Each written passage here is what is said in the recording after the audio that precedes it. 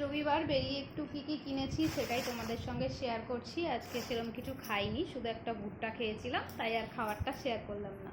এই প্লেটটা কিনেছি, কেমন হয়েছে অবশ্যই কমেন্ট করে জানাবে। আর একটা আমার জন্য বোতল কিনেছি জলের, সেটা হচ্ছে কাচের, মানে গ্লাস জার যেটা, সেইটা। এটা ডিটক্স বানাবো বলে কিনেছি, অনেক দিনের শখ ছিল আমার যে ডিটক্স ওয়াটার বানাবো, তো সেইটার জন্য এটা কেনা। এই দুটোই আমার জন্য কিনেছি। আর একটা জিনিস কিনেছি যেটা একটা গিফট দেবো, তাই একজনা গিফট পাবে, পেন্ডিং আছে, তো সেই গিফটটার জন্য এইটা কিনেছি।